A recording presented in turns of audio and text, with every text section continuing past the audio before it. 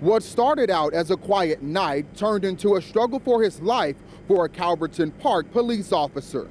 It started on New Florissant around 2 a.m. on Wednesday when the officer noticed a car headed northbound driving more than 70 miles per hour. I thought it was like a misread at first, because I usually don't get cars that fast, so I grabbed the handheld radar and I immediately turned my lights on and I just been around to catch up to him. The red car, who we know now is driven by 43-year-old Markarios Kirkwood, pulls over and stops after jumping a curb. At that point, I'm thinking DWI.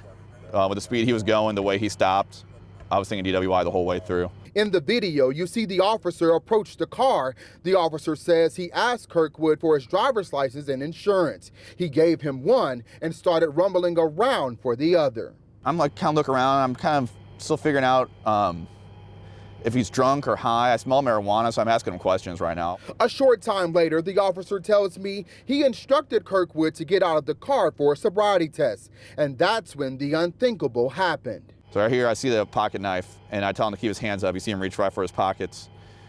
So I give him the benefit of the doubt, then right there, he went for it again. What did he say? He's saying, I'm scared, something of that sort, but he's tensing up a whole lot. I just grabbed on, and he sees me stumble backwards. He says, I don't want to go to jail, I don't want to go to jail, something along that lines. The officer eventually got Kirkwood into a headlock, but it didn't slow him down. Right here is where he reached for my gun. I pushed his hand away with my left hand. I'm left-handed, so it's on the opposite side of the camera. And I had my hand on the gun, pushing it into the holster, and he's ripping at my hand. The officer says he finally put Kirkwood in handcuffs and hit his emergency call for backup. The assault lasted about 2.5 minutes, but the officer tells me it felt like a lifetime. It was tough for the officer to watch the video, but Chief Vince Delia says it was even harder for him. Our unwritten rule is always make it home.